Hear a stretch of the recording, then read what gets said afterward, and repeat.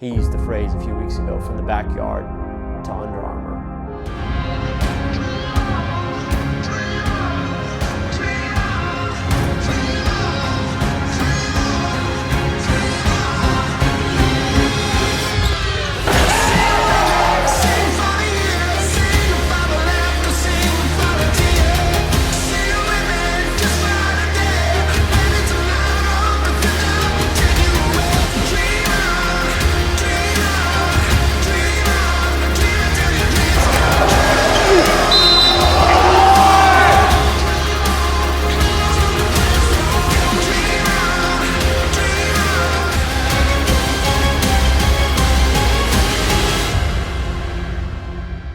The Pro 1 journey has been amazing. Andy Blackson, who's now the coach of Brentwood Academy up in Nashville, he and I back, when our kids were in 4th grade, I put a little court in my backyard, and he used the phrase a few weeks ago, from the backyard to Under Armour.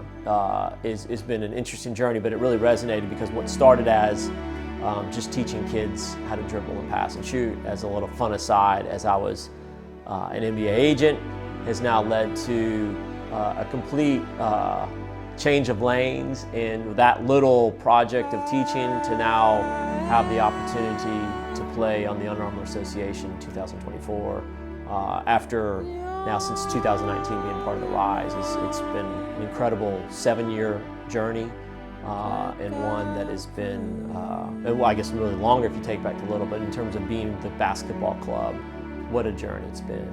Yeah, it's been wild. I mean, when I met Danny and got affiliated with the club, it was right before we entered the high school space. So like my first Pro 1 team was a middle school team, and you know, just bouncing around playing YBOA tournaments, and you know, to know where it's been to where it is now. I mean, there's no like words to describe the growth, and really in such a short time too. I mean, you think it feels like forever. I mean, it feels like yesterday that we were just kind of upstarting, and you know, a lot of that is a huge testament to like Danny's vision from the jump and us doing it the way that he saw it to be and being different. And it's wild though to think that you were 6-7 years ago just kind of bouncing around Central Alabama, and now you're, you know, like you said, one of the most elite programs in the country with one of the strongest brands in the game. So yeah, it's surreal and fun and humbling and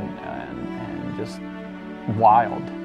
I think for us, we're built around culture. We have the hashtag Be Different and the Be One, and you know that there's a lot of things that go into that. There's a lot of things, and take these really good players to accept a role and for the benefit, and understanding that when the team plays better, they get more visibility. And so, like, use the example, we had a 2025 kid, Jake Doro, that played. Now he could have played down on the 16U, had more minutes, but he plays up. It gets less time because of those other guys, but then there's a game like when we play SOH Elite, Simon gets the bloody nose, Doro comes off the bench and hits 4 threes because he's ready for the call. So things like that really do. A Jackson Weaver, who again, as a kid that has multiple college offers, is going to be a first-team 7A All-State player, buys into the role of the thing, so all the way down the line. Ben Evans, that's where I was really proud of, like where a William Jobe comes in mid-year, and is a guy that fits in the role, and Will Moore, for as talented as he is, to accept kind of a role along existing guys. Lawson Pippins fills in when he had opportunities. So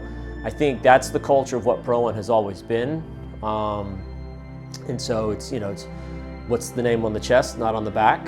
And so I think for our guys to do that contributes to where then the team has the record that it did and the success that it did. When you branch even down to just the Pro 1 level, I mean, you have so many families from multiple states, multiple cities within those states, that all for months of the year get together and put on the same color and go compete, and wearing the navy and white and seeing it, and it's like recognizable now. Danny's really done a great job of developing the brand as a whole, so we're not just a basketball team or a club or whatever. Like, it's a brand, and it's kind of something that you subscribe to fully, or it's not for you. Yeah, that's why I do it. You know, at the end of the day, you know, the 16-year-old Danny wanted to be a coach. That's all I wanted to do. When I finished playing, kind of took a hard left turn for my dad being sick and other reasons, and got away from being a coach. When I re-entered into the basketball, then I became a scout and agent on the NBA and FIBA level, and built which was the first version of Pro One, into a really, I think, successful agency with players around the world. For me now to kind of, when I walked away from that and coming back to what, 35 years ago, what I thought I was going to do, be a college coach. This is my college program. This is my program. I've stayed on the pro side for so long. To jump back to the grassroots side to then help, I meet in the middle now, and so I enjoy it. And for me, it's the relationships. It's always been the communication, getting calls from the guys. That's what it's about. And when we started doing the club, the challenge for me was which essentially we're around the kids 4 months, right? And 8 weekends plus practice weekends. Almost, not all 57, but just about all right now, how practices are going, how they're doing, how it's going. And that might be an NAI player, or that might be high Division I player. And so for me, that's the most enjoyable part.